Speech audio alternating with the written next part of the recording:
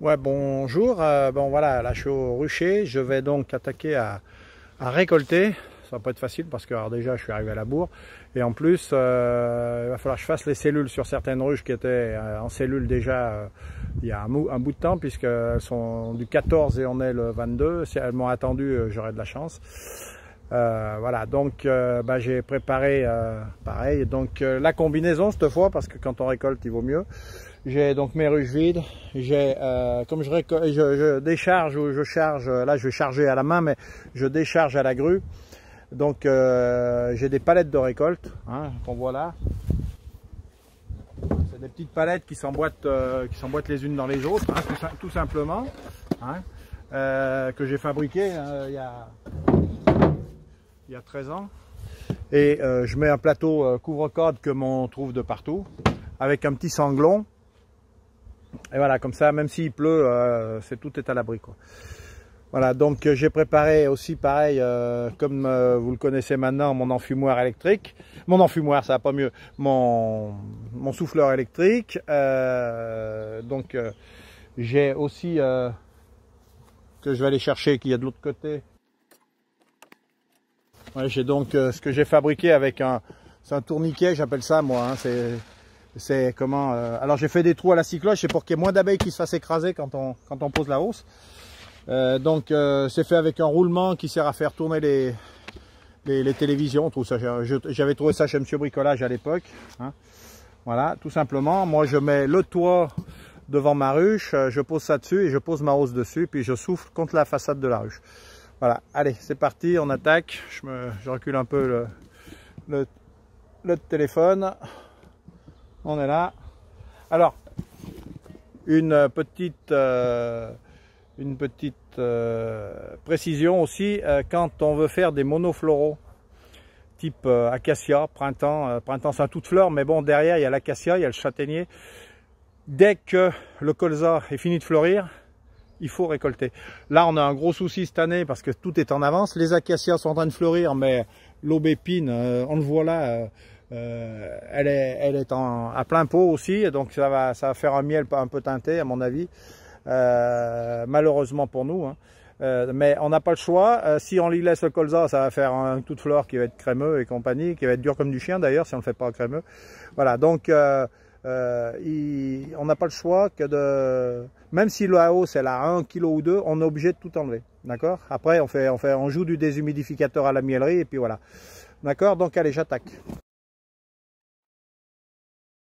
Donc bien sûr aujourd'hui ce que me reproche tout le monde, aujourd'hui je le fais, je mets un voile.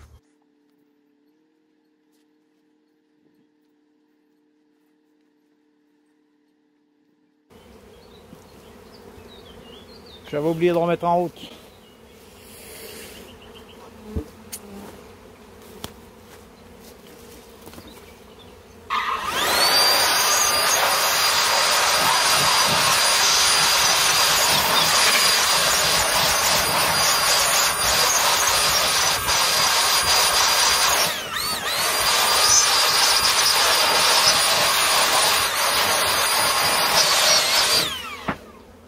Bien sûr, quand on souffle comme ça, il faut retenir les câbles derrière, autrement ils partent contre la ruche. Hein.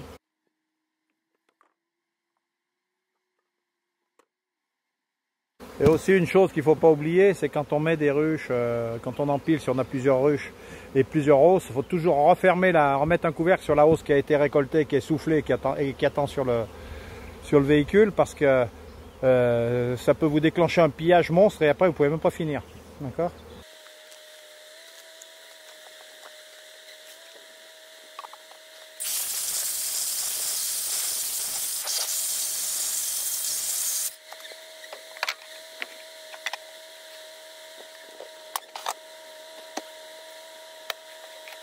Oui, donc après moi j'utilise ces sanglons là. Donc c'est tout bête à faire. Au départ on comprend rien, c'est sûr. mais autrement ça va génialement bien, quoi. Hein, donc, moi je les avais fait cette mesure parce qu'à l'époque le magasin spécialisé qui en vendait, spécialisé en apiculture, faisait des sanglants qui étaient trop courts pour faire 5 hausses, chose que peut porter la grue. D'accord, donc je l'avais fait faire, mais bon, maintenant je pense que ça doit se trouver. Et donc je fais le tour, je fais le tour de passe-passe pour que ça tienne et ça va génialement bien. Il y a pas de, ça tient pas de place, c'est tout plat. Voilà, tout simplement.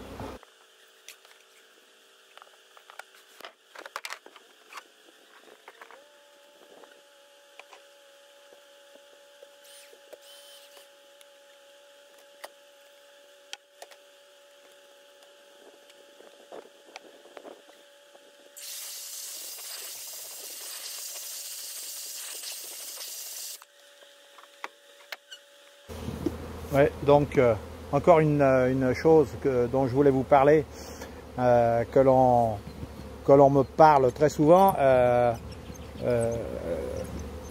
le chasse-abeilles. Hein. Pourquoi je ne travaille pas avec un chasse-abeilles? Parce que j'estime que l'impact carbone d'un chasse-abeilles, c'est minable. Je m'explique. Et puis l'impact sur les abeilles aussi. Comment on procède avec un chasse-abeilles? Il va falloir, si votre ruche elle a 2 hausses, il va falloir faire sauter vos 2 hausses. Il va falloir que vous les posiez.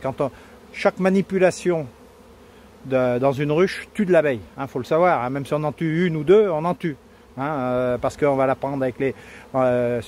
si on a des gants, on va même pas la sentir. On peut la pincer avec les gants. On peut la toucher contre le cadre. On peut s'écraser sur les crémaillères. Là, c'est pire. On va mettre le toit... à l'envers, on va la poser, il peut en avoir de partout, on va en poser une deuxième dessus, il peut en avoir de partout.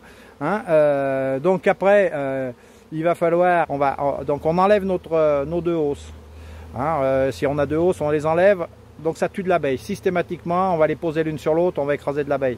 Là-dessus, sur la grille à reine, on remet une hausse vide. Là-dessus, on peut tuer de l'abeille. Après, on va remettre le chasse-abeille, c'est un plateau avec le chasse-abeille au milieu. On peut encore éventuellement tuer de l'abeille. On va remettre nos 2 hausses pleines dessus ce chasse-abeille. Hein, on peut encore éventuellement retuer de l'abeille. On va remettre le nourrisseur, on va remettre le toit. Et le pire, c'est que le lendemain, il faut qu'on refasse les 50 km ou les 40 ou les 10, même les 5 km. Il va falloir refaire le même trajet, hein, pour revenir chercher nos hausses. L'impact carbone est génial, je trouve. Hein. Alors bon, moi on peut me reprocher ce qu'on veut du moins. Moi je tourne avec un souffleur électrique. Hein. D'accord. Et donc, je sais que la fabrication de la batterie reste un peu un mystère sur le taux de pollution. Mais bon, en attendant, je balance pas de merde, de gaz brûlé d'un souffleur thermique déjà. Je ne fais pas 2 allers-retours avec mon 4x4, je n'en fais qu'un seul, hein, pour venir chercher ma récolte. Point final. D'accord. Voilà la différence entre un chasse-abeilles et un chasse-abeilles, il y aura toujours des abeilles. Et puis moi je connais des gars, ils ont fini au chasse-abeilles et puis ils finissent avec un coup de souffleur quand même. Hein. Donc l'un dans l'autre, je préfère largement ma façon de faire.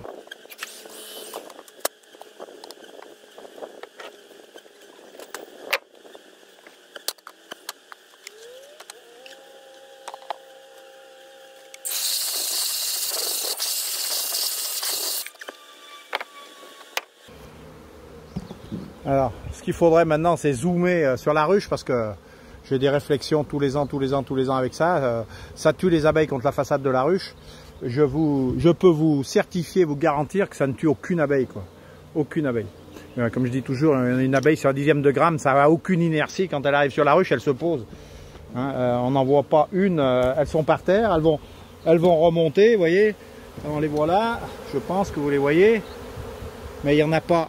Il n'y en a pas une seule de morte, quoi. Faut arrêter les sottises, je vais rester poli avec ça. On m'en parle tous les ans.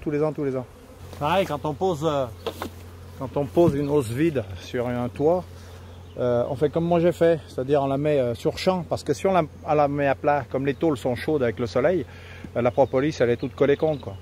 D'accord. Et après c'est innettoyable. Allez, je continue. Alors, pareil, quand je souffle pas tout droit parce qu'elles vont aller vers le 4x4 et quand je marcherai dessus. Donc je les souffle sur le côté. D'accord.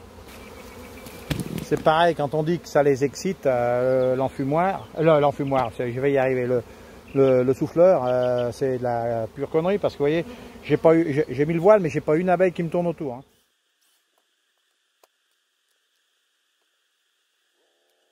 Celle-là, non seulement elle a 3 os à récolter, mais en plus il faut que je fasse les cellules parce que le 14 elle était en cellule. Donc si elle est encore là, c'est qu'elle m'a attendu, mais bon, elle est gentille. Parce que là on est le 22, il aurait fallu que je la fasse il y a au moins 2 jours. En attendant, le triplage est joli aussi. Hein.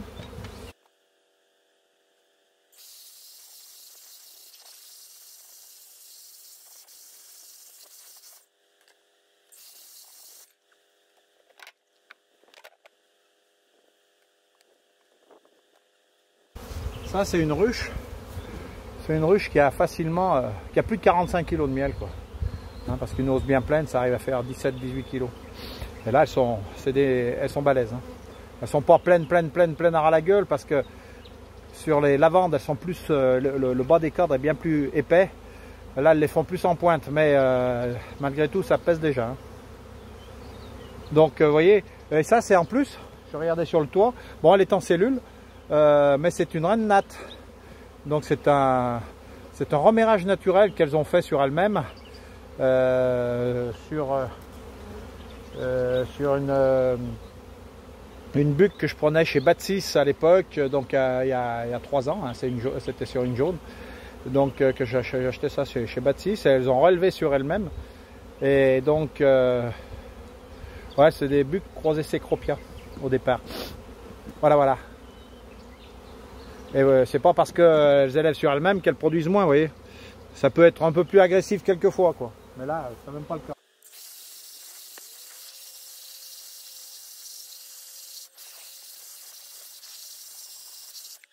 Alors pareil aussi, le problème quand elles sont fermées comme elles le sont là, c'est pas facile des fois de souffler les abeilles parce que l'air passe pas, quoi. Ça me tue ce boulot. Alors faut prendre l'habitude pour les récoltes de très peu enfumer, d'accord. Faut enfumer le moins possible parce qu'on arrive à, surtout bon là je suis avec de l'apidou, hein, mais il y a des mecs qui mettent de la luzerne déshydratée, c'est des fumées très âcres, tout ça, ça arrive à filer le goût au miel, donc il faut y faire très attention à ça, hein, d'accord.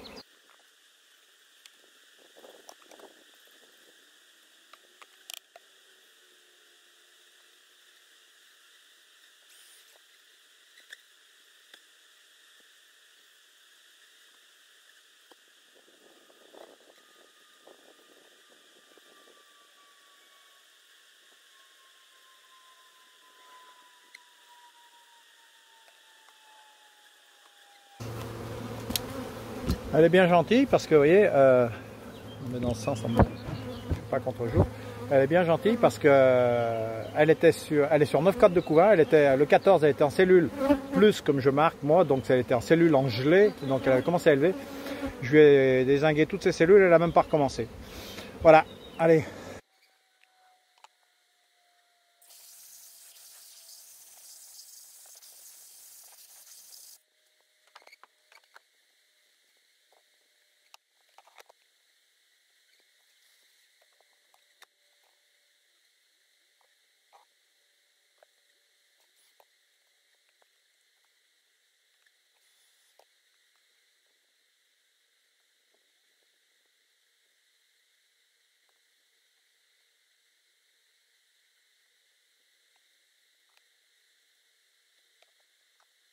Ouais, celle-là que je viens de faire, elle avait été 2 fois en cellule, une fois en cellule pondue, la deuxième fois elle était en cellule en gelée, et depuis le 14 elle n'en a pas refait non plus. Pourquoi? Parce que le colza est tombé sur la fin, donc il y a eu moins de rentrée de nectar et de pollen, donc du coup ça les a calmés. Là il arrive l'acacia, c'est une mielée qui a quasi pas de pollen, à part l'aubépine en ce moment là, mais autrement il n'y a pas de pollen, donc ça peut ne pas reprendre.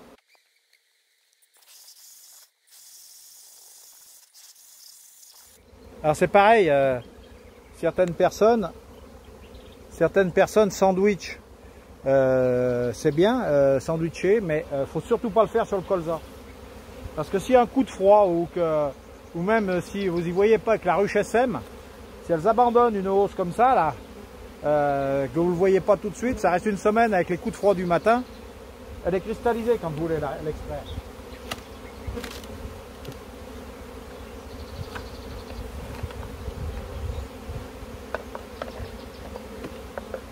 Oh, putain, bah c'est lourd.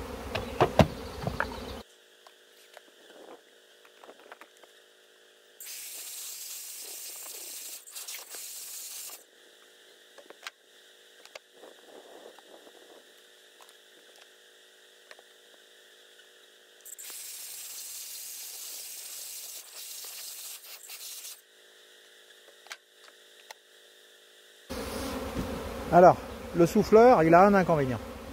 Il a un inconvénient, c'est quand on travaille sans grille à renne. D'accord, il y en a qui travaillent sans grille à renne. Je le conseille des fois aux amateurs, parce que si on n'a pas le temps d'aller voir sa ruche quand on est plus réactif, c'est beaucoup plus souple de travailler sans grille à renne qu'avec. Et donc, le problème, c'est que souffler la renne, ça serait une perte des fois irréversible sur la ruche. Alors donc ça a cet inconvénient là, c'est que la renne pouvant monter dans la hausse, on peut éventuellement la souffler. Donc c'est vrai que ça, il faut y faire très attention, quoi. Donc ça implique soit d'enfumer un peu plus, soit d'enfumer un peu avant. On enfume nos ruches un peu avant et on revient sur les premières, ce qui fait que comme elle prend un coup de peur sur la hausse, et ben on enfume dessous le nourrisseur, bien sûr, hein. On en fait 5, 6, 7, plus même s'il faut. Et puis, ce qui fait que ça lui donne le temps de descendre. D'accord? Voilà, c'est l'inconvénient du souffleur quand on travaille sans grille à renne. Voilà. Allez, je coupe.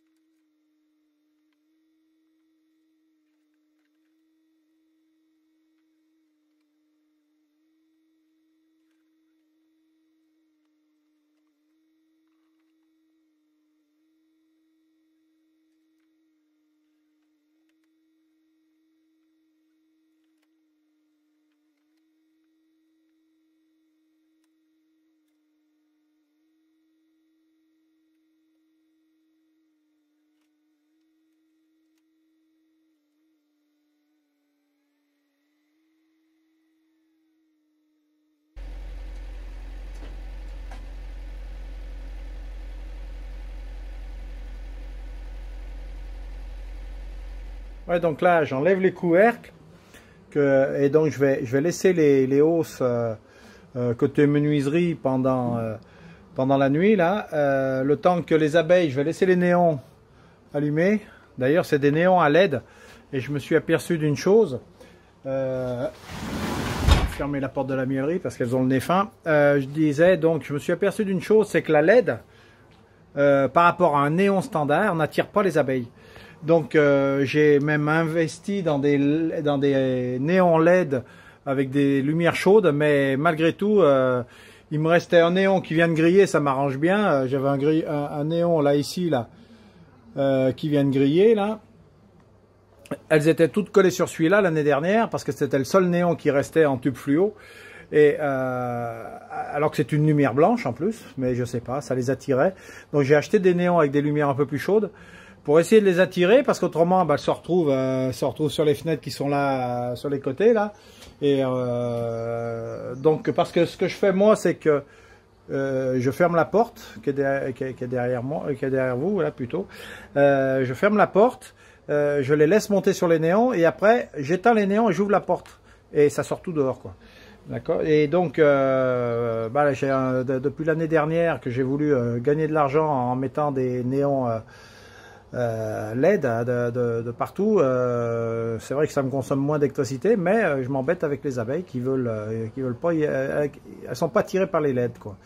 Voilà. Allez, je continue. Donc là, j'ouvre mes palettes, tout simplement. Hein.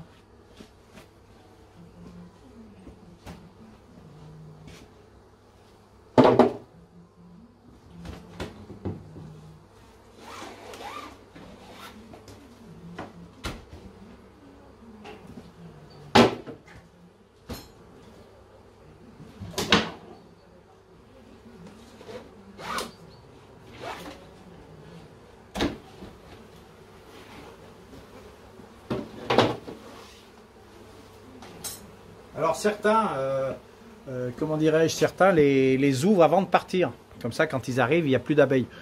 C'est vrai que moi, j'ai jamais pris l'habitude de cela, parce que quand on va à la lavande, j'aime pas. Si jamais on prend une rincée en route, ben, on est content qu'elle soit fermée. Et puis, je pense qu'on doit pouvoir les voir, mais alors j'ai toutes ces ruches là-bas. J'en ai encore sur le côté là derrière. Ça me fait, je sais plus, j'ai compté l'autre jour, mais ça me fait presque une cinquantaine de. Quand je dis ruche, il y a de la divisible, il y a les éleveuses, il y a les souches, il y a des essaims, et des mini plus. Ce qui fait que celles qui sortent, elles trouvent toujours un endroit où aller se planquer. Hein. Donc elles se font héberger de partout.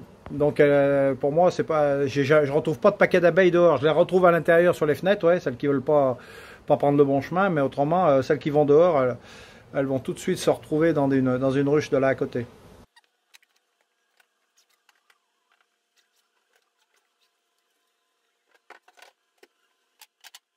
Voilà, donc je vais les laisser comme ça, et demain matin ou ce soir, là je vais aller récolter encore un autre rucher. Mais oui, il n'y en a plus beaucoup parce que c'était le seul rucher qui me reste quasiment, puisque tout le reste c'est vendu. Et donc il me reste 2-3 ruches par-ci par-là. Et quand je reviens, je leur ouvre et puis elles vont aller dehors. Allez, je coupe. Bonjour, donc là je vais attaquer l'extraction. Je viens de remettre toute comment dirais-je, la miellerie en place, la chaîne d'extraction exactement, c'est-à-dire une machine à désoperculer de chez Thomas avec le stand, la vis qui ramène tout au spinot, ça c'est l'extracteur, le spinot il est là, et après ça part dans des fûts là-bas au fond que j'ai préparé, mais je suis vachement gourmand parce que j'ai que 70 € cette année. Mais bon, c'est des fûts que j'avais là, que j'ai tout lavé, et donc ils sont à la miellerie. Voilà, donc je vais attaquer. Allez, go. Je vais me mettre par là au départ.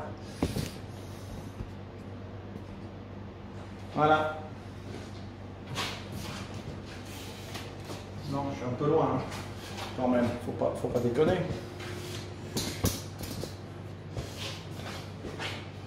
Donc voilà. Donc la première chose à faire, ça va pas mon truc, hein. Purée, il faut que j'achète autre chose, mais ça. La première chose que je fais, je pars par le fond de la ruche et je décolle au lève-cadre, celle-là qu'on voit. Je vais décoller tous les cadres, un après les autres. Bon là, ils ont l'air de pas tenir, d'accord?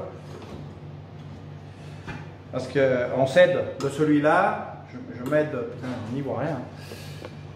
Hop, voilà, je dis, je m'aide de celui-ci pour faire appui pour lever celui d'avant, d'accord?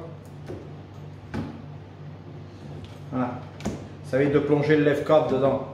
Et après j'attaque par cela et j'y mets sur la machine à désoperculer qui est ici. Donc je vais reculer un peu, c'est pas normal, c'est pas comme ça que je fais d'habitude, mais bon. Voilà, on va faire ça comme ça. Donc la machine c'est quoi? C'est des lampes vibrantes et puis des barres qui descendent et qui vont appuyer sur le cadre. Le cadre est tenu au départ par ces ressorts qui sont là. D'accord? Et ensuite, la barre d'après vient appuyer dessus. Voilà. Alors au début, c'est bien joli parce que c'est tout propre, mais alors après, c'est dans un état, bon, c'est que du miel et de la cire, mais ça y met dans un état, c'est quelque chose de terrible. Voilà, allez go, on attaque.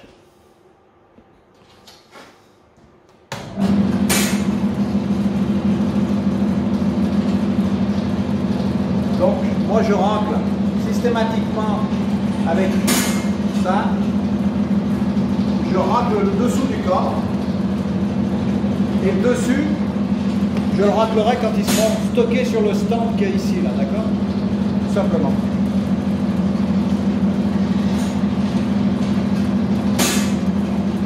Alors, pareil, à titre indicatif, comme on peut voir qu'il n'y a que cette partie d'operculé, ça fait 3 jours que c'est en chambre chaude avec 2 déshumidificateurs et que,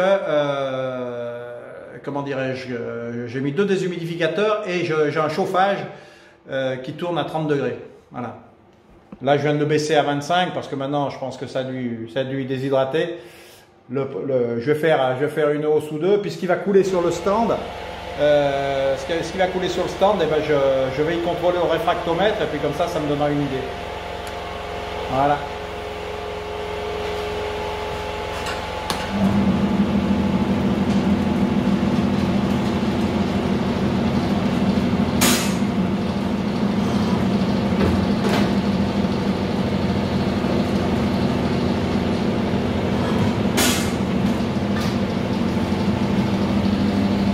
Je vais vous rapprocher de ce côté. La vue comme si on désoperculait. Voilà.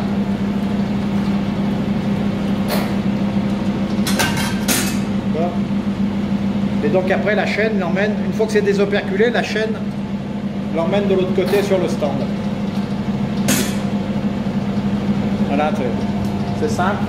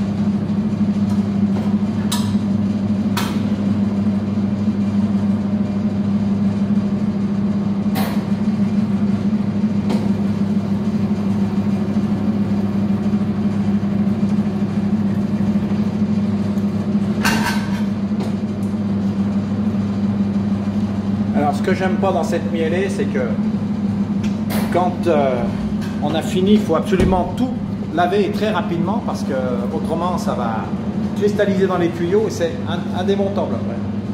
Indémontable. Voilà, donc après, vous voyez, les cadres vont se stocker ici, jusque là. Là, ça fera 42 cadres. Et mon extracteur, lui, est un extracteur de 42 cadres. D'accord? Donc, j'ai fait en sorte, je l'ai réglé, l'extracteur, pour que quand le temps que je désopercule 42 cadres, que je gratte la tête des cadres de 42 cadres et que je range 42 cadres dans les hausses, lui, il aura fini de tourner. Donc, je ressors tout ce qui est dans l'extracteur, je l'y mets sur un chariot, je le recharge, je le remets en route et après ça me laisse le temps de ranger mes cadres, mes 42 et d'en redésoperculer 42 et de regratter la tête des cadres de ces 42 cadres. Voilà. Tout simplement.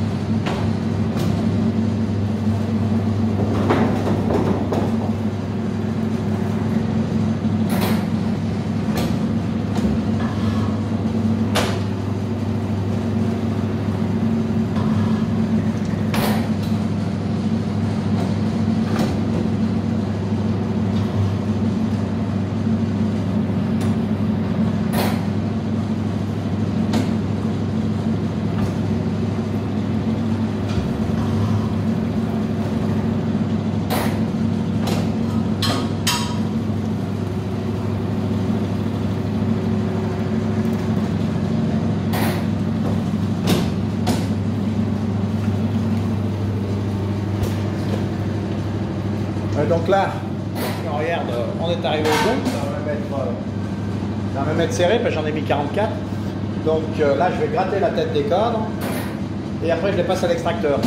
Alors, je vois déjà la question, pourquoi vous n'avez pas attendu que les cadres soient operculés? Alors, donc, comme je l'ai déjà dit, le problème, si on veut faire, je suis en train de surveiller pour pas que ça la bloque, on est juste, voilà.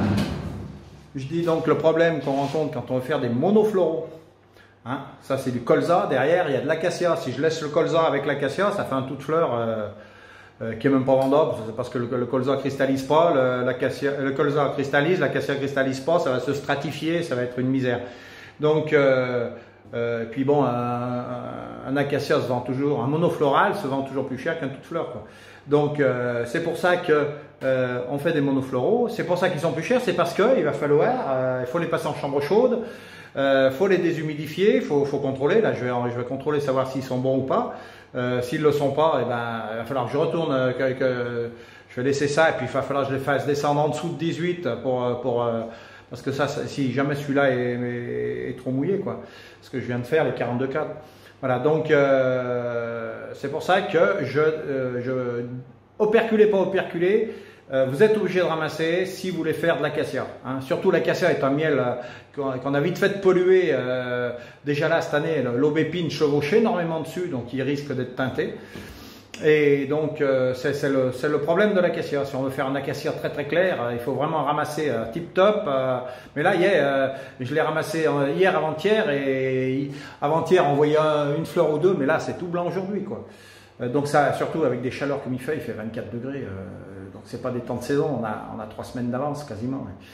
Donc voilà, donc je vais gratter la tête des cadres et puis je vais même filer peut-être un petit coup de réfracto avant et puis je vous tiens au jeu. Allez, hop, je coupe là pour l'instant. Voilà, là je suis allé chercher le réfractomètre. Alors le réfractomètre c'est quoi? Ben, c'est un appareil avec une lentille, il y a un dépoli. Ne me demandez pas comment ça fonctionne, je vais poser une goutte de miel là-dessus.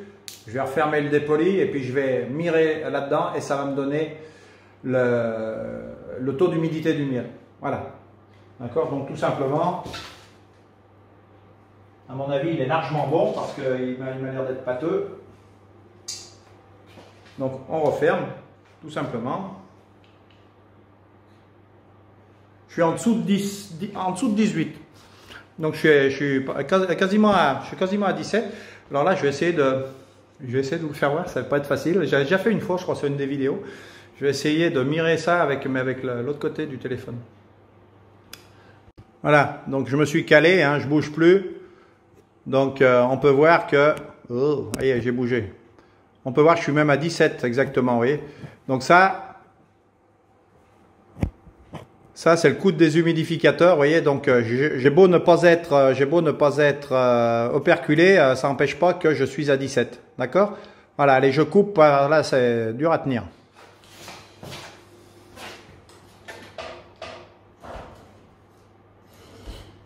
Alors je mets la main dessus parce qu'autrement si je mets pas la main dessus, c'est tout de l'autre côté du stand. Ça c'est dégoûtant par terre.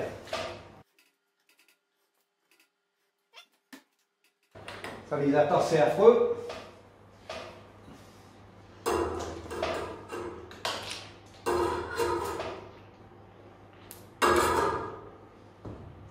Donc après, quand on le prend comme ça, il faut toujours contrôler qu'il n'y ait pas de coin où il soit resté des opercules, parce que autrement ça fait éclater les cadres. Hein. Donc vous contrôlez, surtout si vous travaillez en 9 cadres.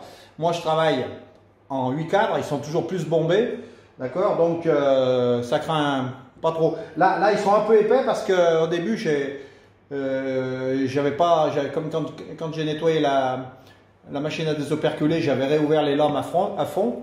Ce qui fait que là ils sont un peu épais, quoi. Donc ils pourraient rester un peu des opercules, mais bon, normalement ils ne restent pas.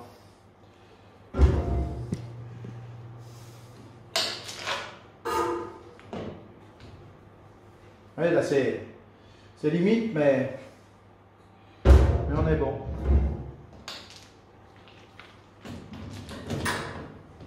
Si vous voyez, regardez. Donc tout ça c'est parce que je n'avais pas réglé la machine comme il faut. D'accord? Donc je suis trop épais. Donc après, ben, vous prenez la griffe et puis tout simplement, hein, vous tirez dessus, voilà, hop. Moi je me mets comme ça, puis vous remontez, voilà, tout simplement. Hein. Alors il y en a qui griffent,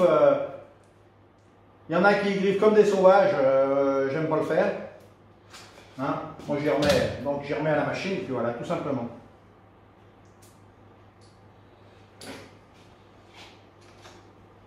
Après ça va aller mieux parce que après je l'ai réglé la machine, donc.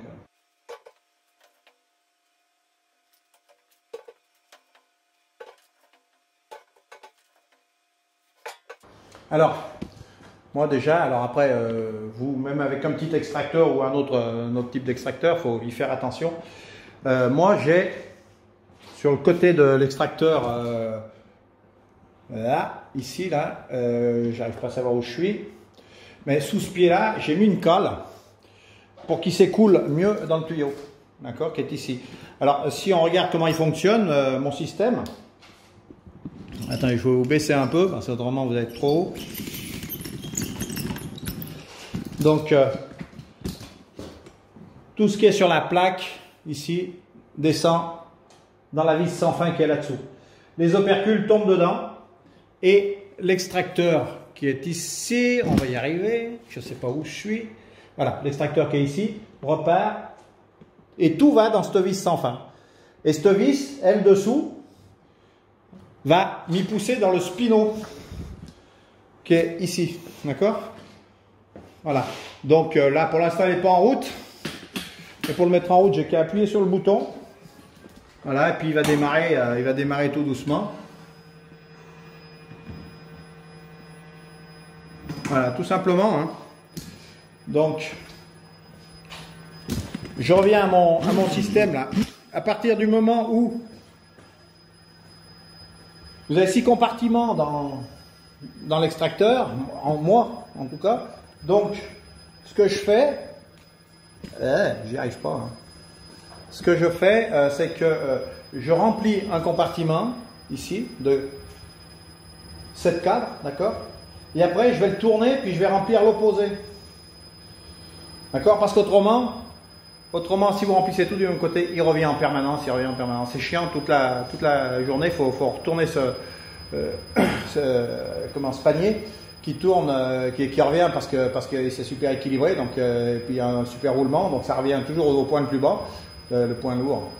Donc ce qui fait que bah, vous aussi vous l'équilibrez, puis en même temps, ce qu'il faut bien penser aussi quand on fait de l'extraction, même quand on fait de l'extraction sur un 4 cadres, hein, ou plus, ou un 6 ou un 8, il faut toujours équilibrer. C'est-à-dire si vous avez un cadre lourd d'un côté, puis qu'après dans la hausse il y a des cadres lourds qu'au milieu et sur les côtés sont plus légers, il ne faut pas mettre tous les cadres lourds d'un côté et puis les cadres légers de l'autre, parce que le truc il va vous promener dans la cave, quoi.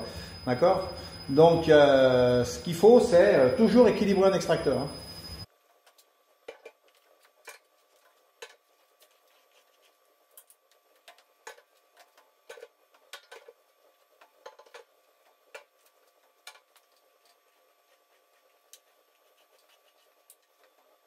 C'est joli quand ça brille bien comme ça, hein.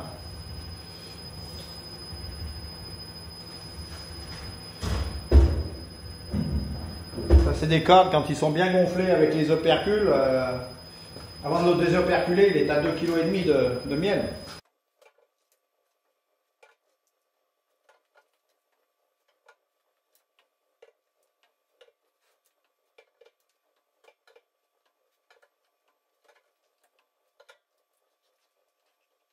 Et ce qu'il faut dans une miellerie, ce qu'il faut, c'est ce qui est au fond là-bas, c'est-à-dire une plonge. Hein, parce que, vous voyez, on a toujours les mains empayées.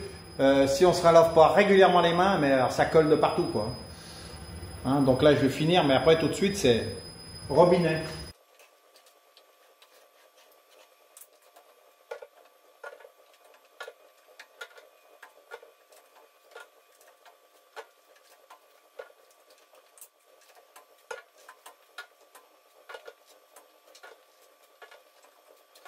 Encore un petit conseil aussi sur le colza. Quand on sait qu'on a une ruche qui a essaimé au moment de la récolte, il faut la noter, la hausse. Et au moment de l'extraction, faut les privilégier pour les faire en premier et vous les regardez un peu par transparence si vous avez des cadres un peu clairs. On voit tout de suite quand c'est cristallisé. D'accord? Parce que si jamais c'est cristallisé, il faut baisser le régime de l'extracteur un maximum parce qu'autrement ça passe tout à travers. Hein. D'accord? Donc c'est pour ça d'ailleurs que j'ai chauffé la chambre chaude à 30 pour pas que ça les refroidisse de trop parce qu'après vous avez avec du miel cristallisé. Ensuite, qu'est-ce que je vais faire moi dans le fût? Vous pouvez le faire avec un seau, hein, avec un petit maturateur. Vous mettez un défigeur dedans que vous mettez pas très haut, hein, 24, 25, mais pour pas qu'il refroidisse pendant la nuit ou après l'extraction, parce que comme ça, si vous le faites, même si vous le faites en plusieurs jours, et puis même si vous le faites en une journée, ça va permettre aux impuretés de bien remonter avant qu'ils se mettent à cristalliser. Donc quand il est bien maturé, vous enlevez le défigeur et puis 2-3 jours après, c'est un bloc. Voilà. Allez, donc là, moi je vais refermer mon extracteur. Je le mets en route ici. Alors là, c'est un convertisseur de fréquence, un variateur de fréquence plutôt. Hein, c'est alimenté en 220, mais on alimente un moteur 380 en 220. C'est super précis, c'est une vraie horloge, mais alors pour y régler, ça fait 12 ans, 13 ans que je l'ai réglé, mais depuis j'y ai pas retouché quoi. Si j'ai fait 2 réglages, un pour les codes de corps quand au mois de juillet on fait des essaims et qu'on a un paquet de corps à plus qu'au savoir en faire. Donc j'ai eu extrait du code de corps et donc non, pas sur la lavande. J'en entends déjà qui vont dire il fait les cadres de corps sur la lavande. Non, je n'ai jamais fait les cadres de corps sur la lavande. Comment dirais-je je dis des conneries, puis du coup après je sais plus où j'en suis. Et donc ouais, il m'a fallu un temps fou pour faire ces réglages. Et puis une fois que j'ai fini ces réglages, je n'ai jamais retouché. Je n'y ai jamais retouché. Voilà. Donc j'espère que ça marche parce que je vois qu'on m'appelle en même temps. J'ai oublié de mettre en mode avion. Là, j'ai plus qu'à appuyer sur ce bouton. Hop. Et lui, il va se mettre à tourner progressivement. Voilà. Donc en théorie, j'ai le temps. En théorie, j'ai le temps de désoperculer 42 cadres. Et si j'avais déjà fait une tournée, j'aurais le temps de ranger mes 42 cadres dans mes hausses vides. Et j'aurais le temps aussi de gratter, comme j'ai fait tout à l'heure, la tête des 42 cadres avant que lui s'arrête. Voilà. Quand j'ai fait ça, j'ai passé 24 heures, peut-être plus. Je sais plus, j'avais pas dormi de la nuit. Le lendemain matin, ma femme m'appelait parce que ça demandait où j'étais passé. J'étais encore ici à la miellerie en train d'essayer de régler parce qu'il y a 90 paramètres de réglables avec chacun de ces paramètres. Chacun des paramètres doit avoir 4 solutions différentes ou 4 ou 6, je ne sais plus. Je ne sais pas comment on peut appeler ça. C'est une horreur, quoi. Une horreur. J'y avais passé un temps, surtout quand on n'y connaît que dalle, quoi. Il faut apprendre au fur et à mesure. Hein, c'est pas facile. J'avais demandé à l'époque, c'était à Lega, mais ils n'avaient pas de truc. Normalement, c'était réglé d'usine, quoi. Voilà. Donc, vous voyez, il bouge un peu parce qu'il n'est pas. Allez, malgré tout, ça le fait un peu bouger. Donc là, on va pas tarder à voir arriver le miel par le tuyau, parce que là, je pense que ça doit commencer à envoyer du lourd. On n'y voit que dalle, bien sûr, sinon il fait nuit noire. Voilà, puis donc là, on voit arriver le miel à plein pot.